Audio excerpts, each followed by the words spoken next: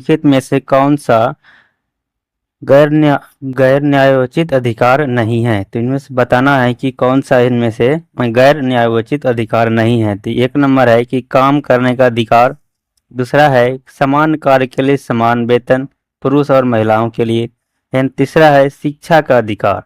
तो यहाँ पर इसमें चुनना है कि नीचे दिए गए कोड का प्रयोग करके सही उत्तर चुनिए। इसमें चुनना है कि कौन सा गैर न्यायोचित अधिकार नहीं है। तो यहाँ पर आंसर देख सकते हैं आप लोग, केवल 1 और 2 ये दोनों जो है गैर न्यायोचित अधिकार नहीं है, लेकिन शिक्षा का अधिकार जो एक गैर न्यायोचित अधिकार है। तो यहाँ पर ऑप्शन नंबर 2 जो है प्रश्न का राइट आंसर हो जाएगा। केवल 1 और 2 जो है गैर न्यायोचित अधिकार है। तो 1 और 2 ये सिर्फ है गैर न्यायोचित अधिकार। नेक्स्ट प्रश्न यहाँ पर हो जाएगा प्रश्न संख्या 2। इसमें कह रहा है कि मांग का नियम किस पर आधारित है। तो मांग का नियम जो है वो उपभोक्ता की प्राथमिकता पर आधारित होता है। तो ऑप्शन नंबर डी प्रश्न का राइट आंसर हो जाएगा। नेक्स्ट प्रश्न देखिए, तो यहाँ पर प्रश्न संख्या 3 है और इसमें कहा जा रहा है कि निम्नलिखित में से कौन सी जीएनपी की गणना विधि नहीं है। आप लोगों को पता है कि जीएनपी का फुल फॉर्म जो होता है वो होता है ग्रॉस नेशनल प्रोडक्ट, और यहाँ पर ये जो है इसकी गणना जो है ये आय उपागम विधि से नहीं होती है। तो ऑप्शन नंबर ये प्रश्न का राइट आंसर हो जाएगा आय उपागम विधि। और यहाँ पर किससे किससे गणना हो सकती है। तो यहाँ पर व्यय उपागम से गणना हो सकती है, इसकी बचत उपागम से भी हो सकता है, और अतिरिक्त मूल उपागम से भी जीएनपी की गणना हो सकती है, लेकिन आय उपागम विधि से नहीं हो सकता है। नेक्स्ट प्रश्न यहाँ पर आ जाता है 4 नंबर के, राष्ट्रीय ऋण का एक भाग जो बाह्य ऋण के रूप में जाना जाता है क्या होता है। तो ये होता है सरकार द्वारा विदेशों से उधार ली गई राशि। तो सरकार द्वारा विदेशों से ली गई उधार राशि जो है वो क्या होता है, राष्ट्रीय ऋण का एक भाग होता है, जो कि बाह्य ऋण के रूप में जाना जाता है। बाह्य ऋण आप लोग समझ सकते हैं, विदेशों से लिया गया ऋण। नेक्स्ट प्रश्न यहाँ पर आ जाता है कि वह बिना व्यय को लागतें जो तब उत्पन्न होती है जब कोई उत्पादक फर्म स्वयं स्वामित्व रखती है तथा उत्पादन की कुछ चीजों की पूर्ति करती है, तो क्या कहलाती है। तो यह कहलाती है अंतर्निहित लागतें। तो ऑप्शन नंबर 3 प्रश्न का राइट आंसर हो जाएगा। नेक्स्ट प्रश्न यहाँ पर आ जाता है कि ग्राम राज के माध्यम से राम राज, ये किसके बारे इस मतलब के बारे में किसने कहा था। मतलब ग्राम राज के माध्यम से राम राज, इसके बारे में जो है वो महात्मा गांधी के द्वारा कहा गया था। ठीक है, तो ऑप्शन नंबर ये प्रश्न का राइट आंसर हो जाएगा। नेक्स्ट प्रश्न यहाँ पर है कि भारत के संविधान के अंतर्गत भारतीय लोकतंत्र के आदर्शों को हम कहाँ देखते हैं। तो ये प्रस्तावना में हम लोग देख सकते हैं। भाग 3 में मौलिक अधिकार है, भाग 4 में राज्य के नीति निर्देशक तत्व, और भाग 1 में क्या है, राज्यों के राज्य एवं यूटी का क्षेत्र है। तो यहाँ पर आप लोग को प्रस्तावना इसका राइट आंसर चुनना है, क्योंकि संविधान के अंतर्गत भारतीय लोकतंत्र के आदर्शों को हम लोग वहां पर देख सकते हैं। नेक्स्ट प्रश्न यहाँ पर आ जाता है कि भारत के नियंत्रण एवं महालेखा परीक्षक की नियुक्ति कौन करता है। तो इसकी नियुक्ति राष्ट्रपति के द्वारा होता है। भारत के नियंत्रक और महालेखा परीक्षक की नियुक्ति जो वो राष्ट्रपति के द्वारा किया जाता है। नेक्स्ट प्रश्न यहाँ पर आ जाएगा कि भारतीय संविधान का कौन सा अनुच्छेद सरकार राज्य सरकारों को ग्राम पंचायतों के गठन का निर्देश देता है। तो आप लोग को पता होगा डीपीएसपी, जिसको हम लोग राजनीति निर्देशक तत्व कहते हैं, उसके अनुच्छेद 40 में ग्राम पंचायतों का गठन का वर्णन है। तो ऑप्शन नंबर सी प्रश्न का राइट आंसर हो जाएगा अनुच्छेद 40 से। नेक्स्ट प्रश्न यहाँ पाया जाता है कि भारत के महान न्यायवेदी को कहाँ पर सुनवाई करने का अधिकार है। तो भारत के महान न्यायवेदी जो है वो भारत के कोई भी विधि न्यायालय में सुनवाई कर सकते हैं। तो भारत का कोई भी विधि न्यायालय। नेक्स्ट प्रश्न यहाँ पर आ जाता है कि प्राचीन चोल साम्राज्य की राजधानी कहाँ पर थी। तो प्राचीन चोल साम्राज्य की राजधानी जो वो उदयपुर थे, उदयपुर, याद रखिए आप लोग, उदयपुर। नेक्स्ट प्रश्न यहाँ पर आ जाता है कि नीचे दिए गए दिल्ली सुल्तानों के वंशों को कालानुक्रम व्यवस्थित कीजिए। तो कालानुक्रम व्यवस्थित करना तो आप लोग एक ट्रिक याद रख सकते हैं, गुलाब खिले तो सांस लो, गुलाब खिले तो सांस लो। तो सबसे पहले गुलाब वंश हो गया, उसके बाद हो जाता है यहाँ पर खिलजी वंश, तो खिलजी हो जाएगा, गुलाब खिले तो गुलाम हो गया गुलाब से, फिर खिलजी वंश हो जाएगा, खिले तो खिलजी वंश, उसके बाद फिर हो जाएगा तो तुगलक वंश हो गया, सांस लो, सांस हो गया सैयद वंश। तो सबसे पहले गुलाम वंश हो जाएगा, फिर खिलजी वंश हो जाएगा, फिर तुगलक वंश हो जाएगा, और फिर सैयद वंश। तो इसका क्रम क्या हो जाएगा, 4 1 2 3 मतलब गुलाम वंश, खिलजी वंश, तुगलक वंश, फिर सैयद वंश। इस प्रकार आप लोग क्रम याद रख सकते हैं। नेक्स्ट प्रश्न यहाँ पर आ जाएगा कि भारत में डच का सबसे प्रारंभिक उपनिवेश कहाँ था। तो डच का जो सबसे प्रारंभिक उपनिवेश था वो पुलिकट में था। तो ऑप्शन नंबर 2 प्रश्न का राइट आंसर हो जाएगा। नेक्स्ट प्रश्न यहाँ पर आ जाता है कि ब्रिटिश शासन के दौरान तत्कालीन मद्रास प्रेसिडेंसी रैयतवाड़ी प्रणाली की शुरुआत करने वाला कौन था। तो रैयतवाड़ी प्रणाली की शुरुआत थॉमस मुनरो के द्वारा किया गया था। और आप लोग को पता होगा कि अस्थायी बंदोबस्त जो है वो जारी किया गया था किसके द्वारा, तो लॉर्ड कॉर्नवालिस के द्वारा अस्थायी बंदोबस्त। लेकिन यहाँ पर पूछा है रैयतवाड़ी प्रणाली, ये थॉमस मुनरो के द्वारा किया गया था। नेक्स्ट प्रश्न यहाँ पर आ जाता है कि निम्नलिखित में से कौन सा ये व्यक्ति इटली के एकीकरण के संबंधित नहीं था। तो काबूल आप लोग को पता है, काबूल इटली के एकीकरण से संबंधित है। गैरिबाल्डी भी और मेजनी भी, ये तीनों इटली के एकीकरण से संबंधित है। लेकिन मुसोलिनी जो है इटली के एकीकरण से संबंधित नहीं है। तो ऑप्शन नंबर 3 प्रश्न का राइट आंसर हो जाएगा। नेक्स्ट प्रश्न यहाँ पर आ जाता है कि बृहत्तर, जिसको हम लोग ग्रेटर हिमालय कहते हैं, इसका दूसरा नाम क्या है। तो इसी का दूसरा नाम है हिमाद्री। नेक्स्ट प्रश्न यहाँ पर आ जाएगा ज्वालामुखी के कप के आकार के मुख को क्या कहते हैं। तो ज्वालामुखी के जो कप का आकार का मुख होता है उसे हम लोग क्रेटर बोलते हैं। क्या बोलेंगे, क्रेटर। नेक्स्ट प्रश्न यहाँ पर आ जाता है कि दक्षिण अमेरिका के शीतोष्ण घास स्थलों को हम लोग क्या कहते हैं। तो दक्षिण अमेरिका के, जिसको हम लोग अर्जेंटीना दक्षिण अमेरिका में, तो वहाँ पे हम लोग घास के मैदानों को पम्पास कहते हैं। प्रेरी जो है उत्तरी अमेरिका में घास के मैदानों को कहते हैं। सवाना हो गया अफ्रीका का, और वेल्ड जो हो गया वो दक्षिण अफ्रीका का हो गया वेल्ड। और ऑस्ट्रेलिया का पूछे तो ऑस्ट्रेलिया का हो जाएगा, घास के मैदानों को हम लोग डाउन्स कहते हैं। डाउन्स कहाँ का, ऑस्ट्रेलिया का। और पुस्ताज हो जाएगा कहाँ का, बुडापेस्ट का। बुडापेस्ट का क्या हो जाएगा, पुस्ताज। नेक्स्ट प्रश्न यहाँ पा जाएगा अपना कि निम्नलिखित में से किस बायोम को विश्व की ब्रेड बास्केट कहा जाता है। तो विश्व का ब्रेड बास्केट मतलब जहाँ पर गेहूं की ज्यादा उत्पादन होता है, जैसे रोटी बनता है, तो उसे मतलब किस स्थान को कहा जाता है, ये मध्य अक्षांश घास स्थल को कहा जाता है। मध्य अक्षांश घास स्थल को हम लोग क्या कहते हैं, ब्रेड बास्केट। नेक्स्ट प्रश्न यहाँ पा जाएगा कि एशिया तथा उत्तरी अमेरिका के द्वारा पृथक होता है। एशिया तथा उत्तरी अमेरिका जो वो किसके द्वारा पृथक होता है। तो एशिया और उत्तरी अमेरिका जो ये बेरिंग जल संधि के द्वारा मतलब अलग होते हैं। आप लोग देखेंगे वहां पर फिगर में कि अलास्का और एशिया के बीच जो बन रहा है वो रूस के पास अलास्का है, वहीं पर मतलब एशिया महादेश से उत्तरी अमेरिका जो है पृथक होते हैं। और ये बेरिंग जल मध्य के द्वारा पृथक होते हैं।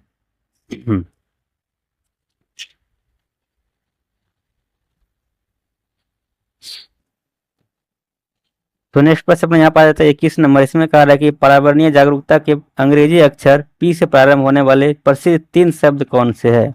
तो पर्यावरणीय जागरूकता के संबंधित पी से प्रारंभ होने वाले 3 शब्द कौन कौन सा है। तो हो जाएगा population, poverty and pollution. Population मतलब जनसंख्या हो गया आप लोग का, पॉवर्टी गरीबी, पॉल्यूशन हो गया प्रदूषण। तो ये तीनों पी का अर्थ है। नेक्स्ट प्रश्न यहाँ पाएगा किसी झील की तली में अवरुद्ध जल को क्या कहते हैं। तो झील का तली में जो अवरुद्ध जल होता है उसे हम लोग अधःसर कहते हैं, अधःसर। नेक्स्ट प्रश्न यहाँ पढ़ा जाएगा कि दक्षिण भारत के निम्नलिखित राजनेताओं में से कौन ऐसा है जिसने फिल्मों में अभिनय नहीं किया है। तो दक्षिण भारत के कौन ऐसा राजनेता है जिसने फिल्मों में अभिनय नहीं किया है। तो जयललिता जी ने अभिनय किया, एन.टी. रामाराव ने भी किया, एम.जी. रामचंद्रन ने भी किया। लेकिन सी.एन. अन्नादुराई जो साहब है, सी.एन. अन्नादुराई, इसने जो है फिल्मों में अभिनय नहीं किया। और ये राजनेता है कहाँ के, दक्षिण भारत के। तो याद रखिएगा आप लोग, सी.एन. अन्नादुराई ये राइट आंसर हो जाएगा इसका। नेक्स्ट प्रश्न यहाँ पर आ जाएगा कि निम्नलिखित में से कौन सा दिवस ऐसा है जो हर वर्ष किसी निश्चित तिथि पर नहीं मनाया जाता है। विश्व पर्यावरण दिवस आप लोग पता है 5 जून को मनाया जाता है, जो कि निश्चित दिवस। अंतर्राष्ट्रीय महिला दिवस 8 मार्च को मनाया जाता है, यह भी निश्चित है। अंतर्राष्ट्रीय मित्रता दिवस ये तो हमें पता नहीं, लेकिन ये भी निश्चित है। लेकिन विश्व पर्यावरण दिवस जो है, जिसको हम लोग हैबिटेट दिवस कहते हैं, इसका कोई निश्चित तिथि नहीं है। ठीक है, तो इसे आप लोग याद रख सकते हैं। नेक्स्ट प्रश्न यहाँ पर आ जाएगा कि स्वराज पार्टी के संस्थापक थे। तो स्वराज पार्टी के संस्थापक जो थे वो देशबंधु सी.आर. दास थे। देशबंधु सी.आर. दास ने स्वराज पार्टी की स्थापना किया था।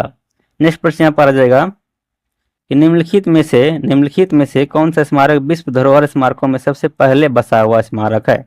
जैसलमेर का किला जो है, ये स्मारक जो है ये धरोहर स्मारकों में सबसे पहले बसा हुआ स्मारक है, जैसलमेर का किला। नेक्स्ट प्रश्न है, भारत का सबसे बड़ा सिंचाई नहर कौन सा है? तो ये ऊपरी गंगा का नहर जो है सबसे बड़ा भारत का सिंचाई नहर है। तो यहाँ पर देख सकते हैं ऊपरी गंगा नहर, ये जो है भारत का सबसे बड़ा सिंचाई नहर ऊपरी गंगा नहर। नेक्स्ट प्रश्न यहाँ पर कि खिलजी वंश का शासनकाल था। तो खिलजी वंश का शासनकाल कब से कब तक था, ये आप लोग को याद रखना चाहिए।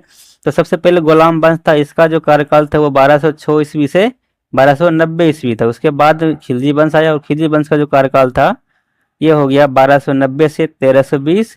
फिर उसके बाद आ जाता है तुगलक वंश, और तुगलक वंश का कार्यकाल हो गया 1320 से 1414। उसके बाद आ जाता है सैयद वंश, सैयद वंश का कार्यकाल हो गया 1414 से 1451। फिर इसके बाद आ जाता है लोधी वंश और इसका कार्यकाल हो जाता है 1451 से लेकर 1526 ईस्वी तक। फिर आप लोग को पता होगा कि दिल्ली सल्तनत में मतलब लोधी वंश का जो अंतिम शासक था ये इब्राहिम लोधी, इसको बाबर के द्वारा मतलब परास्त करके यहाँ पर जो है मुगलों का शासन आ गया था। ठीक है, तो दिल्ली सल्तनत का अंतिम जो वंश था वो लोधी वंश था, जिसका कार्यकाल था 1451 से 1526 ईस्वी तक। और अंतिम जो लोधी वंश का जो अंतिम शासक था वो था इब्राहिम लोधी, जिसे कि बाबर के द्वारा क्या गया था, परास्त किया गया था। और उसके बाद दिल्ली सल्तनत पर मुगलों का अधिकार हो गया था। तो ये हो जाएगा इसका राइट आंसर 1290 से 1230 1320 किसका हो जाएगा, ये खिलजी वंश का। एक बार फिर से आप लोग याद कीजिए कि सबसे पहले आ गया गुलाम वंश, जिसका कार्यकाल था 1206 ईस्वी से 1290 ईस्वी तक। ठीक है, तो उसके बाद आ जाएगा 1290 से 1320 ईस्वी तक, फिर 1320 से 1414 ईस्वी तक, फिर 1414 से 1451, फिर उसके बाद 1451 से 1526 ईस्वी तक।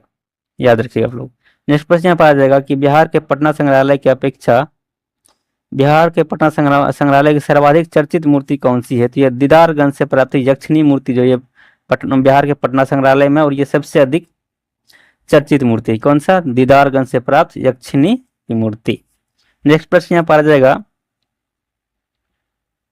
कि बिहार सरकार ने राज्य के किस शहर में अलीगढ़ मुस्लिम यूनिवर्सिटी की शाखा खोलने के लिए जमीन आवंटित किया है? तो किशनगंज में खोला जाएगा। नेक्स्ट प्रश्न यहाँ पर आ जाएगा कि निम्न में से भारतीय नौसेना का सबसे बड़ा गाइडेड मिसाइल ध्वंसक कौन सा है? तो भारतीय नौसेना नेवी का जो है सबसे बड़ा गाइडेड मिसाइल ध्वंसक जो है वो INS विशाखापत्तनम है, INS विशाखापत्तनम। याद रखिएगा आप लोग।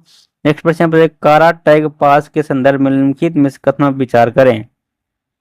यहाँ पर 3 कथन जगह पूछ रहा है कि ऊपर देखे कथनों में से कौन सा सही है।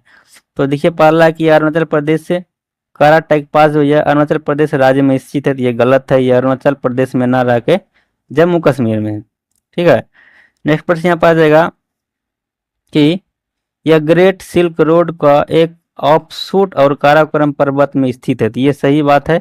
नेक्स्ट प्रश्न, ये नेक्स्ट कथन है यहाँ पर, यह अरुणाचल प्रदेश को तिब्बत से जोड़ता है, ये भी गलत है। तो इसका राइट आंसर सिर्फ 2 हो जाएगा, केवल 2 सही है, बाकी बाद सभी क्या इसमें गलत दिया गया है। नेक्स्ट प्रश्न यहाँ पर आ जाता है कि पंचायत राज प्रणाली के अंतर्गत स्थानीय संस्था का कार्य कौन सा नहीं है? तो ये आप लोग पता है कि स्वास्थ्य वाला केंद्र का, शिक्षा वाला भी संवर्ती सूची में ये शिक्षा हो गया। फिर उसके बाद आ जाएगा कानून एवं व्यवस्था, ये जो है ये क्या कर सकते हैं हम लोग, ये स्थानीय के अंतर्गत आ जाता है। मतलब स्थानीय संस्था का ये कार्य मतलब कानून व्यवस्था है। जैसे कि आप लोग राज्य में देखते हैं कि राज्य पुलिस अलग होता है, फिर स्थान में जो उसका पुलिस अलग होता है, ये सब जो है हो सकता है। लेकिन जन्म मृत्यु पंजीकरण ये सब भी क्या है, केंद्रीय है। तो यहाँ पर ऑप्शन नंबर 3 क्या हो जाएगा, प्रश्न का राइट आंसर हो जाएगा कानून और व्यवस्था। ये क्या है, पंचायत राज प्रणाली के अंतर्गत स्थानीय संस्था का क्या है, स्थानीय संस्था का कार्य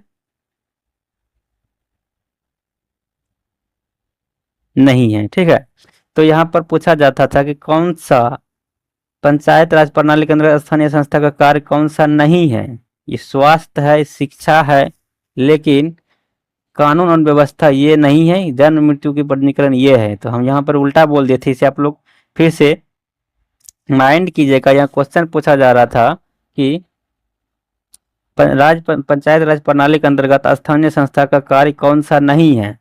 तो ये स्वास्थ्य वाला जो है ये तो स्थानीय संस्था का कार्य है, स्वास्थ्य वाला कार्य जो स्थानीय संस्था कर सकते हैं, शिक्षा भी कर सकते हैं। बाकी बात कानून और व्यवस्था जो ये स्थानीय सरकार का काम नहीं है, ये राज्य का प्रणाली के अंतर्गत आता है, बट कहाँ पे आता है, जहाँ पर मतलब जैसे राज्य का एक सेंटर हो जाता है वहाँ पर किया जाता है, और एक केंद्र होता है देश का, वहाँ पर ये कानून व्यवस्था की व्यवस्था है। बाकी बात ये स्थानीय संस्था में नहीं होता है कानून और व्यवस्था का। फिर ये हो सकता है, तो ऑप्शन नंबर 3 क्या इसका राइट आंसर हो जाएगा, इसे आप लोग याद रखिएगा। नेक्स्ट प्रश्न यहाँ पर आता है कि गुरु गोपी कृष्ण निम्न में से किस नृत्य प्रकार के विद्वान थे, तो ये कथक के थे नृत्य। गुरु गोपी कृष्ण याद रखिए आप लोग, कथक थे, और बिरजू महाराज भी कथक नृत्य से संबंधित है। कुचिपुड़ी आंध्र प्रदेश का हो गया नृत्य, कथक उत्तर प्रदेश का हो गया, भरतनाट्यम कहाँ का हो गया, भरतनाट्यम हो गया केरल का, और मणिपुरी हो गया मणिपुर का। फिर भरतनाट्यम ये शायद तमिलनाडु का, याद रखिए आप लोग, भरतनाट्यम तमिलनाडु का यह नृत्य है। नेक्स्ट प्रश्न यहाँ पर आ जाएगा कि भारत के प्रथम राष्ट्रपति कौन थे, तो भारत के प्रथम राष्ट्रपति डॉक्टर राजेंद्र प्रसाद थे, आप लोगों को पता है। विश्व का सर्वाधिक लंबा मार्ग सेतु पटना में स्थित है, ये आप लोगों को पता होगा। ये नदी पर पुल जो है दीघा से लेकर सोनपुर तक, ये सबसे लंबा मार्ग सेतु फिर बनने वाला इधर, और ये सबसे अभी फिलहाल में पटना में है सबसे लंबा सेतु। नेक्स्ट प्रश्न यहाँ पाया जाएगा कि द्वितीय विश्व युद्ध का आरंभ 1939 से ईस्वी से स्टार्ट हुआ था और 1945 ईस्वी तक चला था। 6 ईस्वी तक मतलब 6 साल तक ये युद्ध हुआ था, द्वितीय विश्व युद्ध 1939 से 1945 तक। और इसी युद्ध में जो है 2 बम गिराया गया था जापान पर, एक तो गिराया गया था हिरोशिमा पर और एक नागासाकी पर। हिरोशिमा पर जो गिराया गया था उसका नाम था लिटिल बॉय, और नागासाकी पर जो गिराया गया था उसका नाम था फाइटमैन। तो पहले गिराया गया था हिरोशिमा पर 6 अगस्त को, और बाद में गिराया गया था नागासाकी पर 9 अगस्त को। पहले जो गिराया गया था हिरोशिमा पर उस बम का नाम था यूरेनियम, और दूसरा गिराया था बम 9 अगस्त को नागासाकी पर, वो प्लूटोनियम गिराया गया था। नेक्स्ट प्रश्न यहाँ पर आ जाएगा कि नचारी राग का सृजन बिहार में किसने किया था, तो महाकवि विद्यापति के द्वारा किया था बिहार में नचारी राग का सृजन। नेक्स्ट प्रश्न यहाँ पर भारत के सबसे बड़ी निर्जल गोदी कहाँ है, तो ये मार्मा गोवा, जो आप लोग को पता है गोवा में है, ये भारत की सबसे बड़ी निर्जल गोदी है। नेक्स्ट प्रश्न यहाँ पर आ जाएगा कि राष्ट्रीय कैलेंडर का प्रथम महीना कौन सा होता है, चैत्र बैसाख जेठ, बस आप लोग पढ़े होंगे, चैत्र बैसाख जेठ आषाढ़ सावन भादव आश्विन कार्तिक माघ अगहन पुष माघ। ये हमको भी याद नहीं आ रहा कि चैत्र बैसाख जेठ आषाढ़ सावन भादव आश्विन कार्तिक अगहन पूस माघ फाल्गुन, तो ये होता है चैत्र से शुरुआत होता है, लास्ट में फाल्गुन हो जाता है। नेक्स्ट प्रश्न यहाँ पर कि भारतीय राष्ट्रीय कांग्रेस के साथ अध्यक्ष कौन थे, तो ये WC बनर्जी थे। भारतीय राष्ट्रीय कांग्रेस के साथ अध्यक्ष, पहला अध्यक्ष भी यही थे व्योमेश चंद्र बनर्जी, आप याद रखिएगा। नेक्स्ट प्रश्न यहाँ पर कि निम्न में से किस दिन विश्व के पृथ्वी दिवस मनाया जाता है, तो 22 अप्रैल को विश्व पृथ्वी दिवस मनाया जाता है, 22 मार्च को विश्व जल दिवस मनाया जाता है, 22 मई को मनाया जाता है कौन सा दिवस, तो जैव विविधता दिवस 22 मई को मनाया जाता है, याद रखिएगा आप लोग। नेक्स्ट प्रश्न यहाँ पर आ जाएगा, एक मरु उद्यान में हमेशा होता है, तो एक मरु उद्यान में हमेशा क्या होता है, जल। ये जल तो नहीं होना चाहिए, मरु उद्यान है तो हमेशा जल कैसे हो जाएगा, तो इसे आप लोग देखिएगा, यहाँ पर 4 ऑप्शन दिया गया है, यात्री, रेत, जल और ऊँट है। तो मरु उद्यान में यहाँ पर ऑप्शन जल मरवाया गया है, आप लोग देख सकते हैं इसको। बिहार के किस नदी बांध के लिए पहली बार श्रमदान का प्रयोग हुआ था, भारत सेवक समाज का गठन किया गया था, तो कोसी बांध के लिए। नेक्स्ट प्रश्न यहाँ पर आ जाएगा कि निम्न में से किस निकाय ने प्रदूषण व्यवस्था और पर्यावरणीय स्वास्थ्य PMEH कार्यक्रम शुरुआत की थी, विश्व बैंक के द्वारा शुरुआत किया गया था। नेक्स्ट प्रश्न पर हर साम्राज्य की राजधानी थी, हर्ष साम्राज्य की राजधानी क्या थी, तो हर साम्राज्य की राजधानी वो थानेसर थी। नेक्स्ट प्रश्न यहाँ पर निम्न में से कौन सी स्टेडियम भारत का पहला सौर ऊर्जा से लेस खेल स्थान है, तो ये चिन्ना स्वामी स्टेडियम जो बेंगलुरु में है, ये जो है स्टेडियम भारत का पहला सौर ऊर्जा से लेस खेल है। मतलब यहाँ पर सौर ऊर्जा से ही टोटल वर्क होता है, जो भी एनर्जी उत्पन्न होता है सौर ऊर्जा से, उसी से मतलब यहाँ का लाइट वगैरह जो भी सिस्टम है उससे चालू होता है। तो ये चिन्ना स्वामी स्टेडियम बेंगलुरु में, इसी में ये सौर ऊर्जा से लेस खेल स्थान है।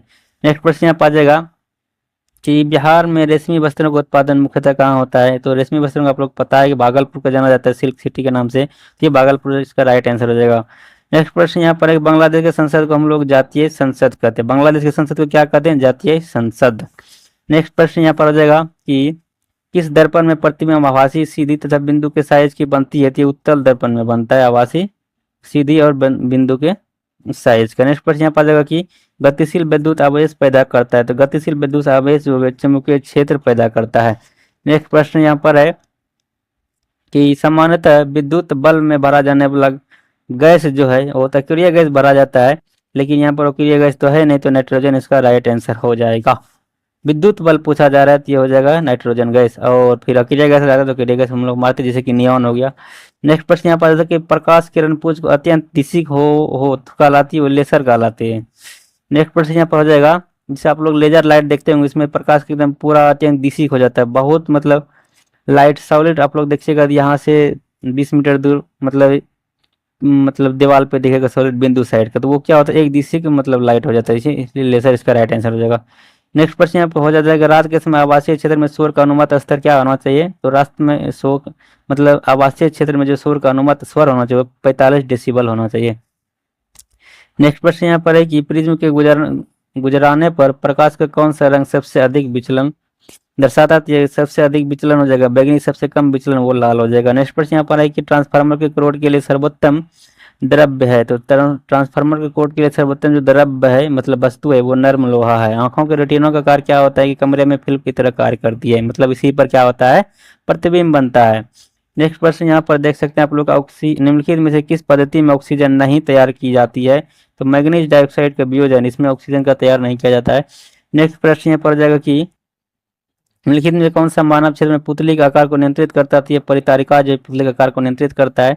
नेक्स्ट प्रश्न यहाँ पर आ जाएगा कि एक अवतल दर्पण में यदि बीम को वक्रता केंद्र पर रखते हैं तो बनने वाले प्रतिबिंब क्या होगा, ये जो है वो वक्रता केंद्र पे ही बनेगा। आप लोग पता होगा जब हम लोग वक्रता केंद्र पर वस्तु को रखते हैं तो उसका प्रतिबिंब भी वहीं पर बनता है, बट उल्टा बनता है और साइज में सेम बनता है। नेक्स्ट प्रश्न यहाँ पर जाएगा सोडियम थायोसल्फेट का उपयोग फोटोग्राफी में किस कारण से होता है, तो ये होता है वर्ण बनाने की क्षमता के मतलब काम में आता है, ये वर्ण बनाने की क्षमता के प्रयोग में सोडियम थायोसल्फेट का हम लोग प्रयोग करते हैं। नेक्स्ट प्रश्न यहाँ पर आ जाएगा कि ग्लूकोज के अणु में टूटते हैं, तो ग्लूकोज अणु जो है वो किसमें टूटता है, तो ये पैराबुक एसिड में टूटता है ग्लूकोज के अणु। नेक्स्ट प्रश्न यहाँ पर आ जाता है कि किस प्रकार के पौधों में तना कमजोर होता है तथा आसपास के ढांचे की सहायता से ऊपर चढ़ते हैं, आरोही में होता है। नेक्स्ट प्रश्न यहाँ पर किस प्रकार के पौधे बहुत ऊंचे होते हैं तथा इनके तने सुदृढ़ एवं गाढ़े भूरे रंग के होते हैं, तो ये जो है वृक्ष में होता है। नेक्स्ट प्रश्न यहाँ पर जाएगा कि निम्नलिखित में से किसे एक गतिशील सजीव इकाई कहा जाता है, तो ये वन जो है गतिशील सजीव इकाई आता है, तो याद रखिएगा आप लोग। नेक्स्ट प्रश्न यहाँ पर जाएगा साग सब्जी और फल हमारे आहार का हिस्सा होना चाहिए क्योंकि ये किसे बढ़ाता है, ये कर्माकुंचन को बढ़ाते हैं। नेक्स्ट प्रश्न यहाँ पर जाएगा दूध में कौन सा प्रोटीन शर्करा युक्त होता है, तो ये केसिन प्रोटीन पाया जाता है और शर्करा जो है वो लैक्टोज होता है। नेक्स्ट प्रश्न यहाँ पर है कि मलेरिया मादा एनोफिलीज से फैलता है, तो क्या फैलता है, ये फैलता है मलेरिया जो है मादा एनोफिलीज मच्छर से फैलता है, और मलेरिया की खोज जो है उसने किसने किया था, ये खोज किया था रोनाल्ड रॉड्स के द्वारा। ये मादा एनोफिलीज मच्छर जो है मच्छर से मलेरिया का फैलता है और इसका खोज रोनाल्ड रॉड्स के द्वारा किया गया था। नेक्स्ट प्रश्न यहाँ पर बीसीजी टीका कितनी उम्र में लगाया जाना चाहिए, तो बीसीजी टीका जो है वो कितनी उम्र में लगाना चाहिए, ऑप्शन के अनुसार देखें तो यहाँ पर दिया गया है 15 दिन के भीतर लगाना चाहिए बीसीजी का टीका। नेक्स्ट प्रश्न यहाँ पर आ जाता है कि प्लेग किससे फैलता है, तो आप लोग को पता होगा प्लेग बैक्टीरिया या जीवाणु से फैलता है, बैक्टीरिया जिसको हम लोग हिंदी में जीवाणु कहते हैं। इनमें से कौन से ग्रहों के चारों ओर घूमने वाला उपग्रह नहीं है, तो बुध और शुक्र के कोई उपग्रह नहीं होता, आप लोग को पता होगा। उसके बाद मंगल ग्रह के 2 उपग्रह है फोबोस और डिमोस, आप लोग को पता है पृथ्वी का एक उपग्रह है, पृथ्वी का एक उपग्रह मात्र चंद्रमा है। और नेक्स्ट क्वेश्चन यहाँ पर आ जाता है 73 नंबर, इसमें कह रहा है कि किसके भीतर बृहस्पति का गैलीलियन उपग्रह नहीं है, तो डिमोस जो है वो बृहस्पति के गैलीलियन उपग्रह नहीं है। डिमोस किसका है, डिमोस और फोबोस अभी जस्ट बताया कि ये किसका उपग्रह है, ये है मंगल ग्रह का उपग्रह है डिमोस और फोबोस, इसलिए ये नहीं होगा। बाकी बाद ये सभी उपग्रह जो बृहस्पति का है। नेक्स्ट प्रश्न यहाँ पर आ जाएगा कि भारतीय परमाणु विज्ञान का जनक किसे कहा जाता है, तो भारतीय परमाणु विज्ञान का जनक होमी जे भाभा को कहा जाता है। नेक्स्ट प्रश्न यहाँ पर आ जाएगा कि GUI इसका फुल फॉर्म क्या होता है, तो इसका फुल फॉर्म होता है ग्राफिकल यूजर इंटरफेस।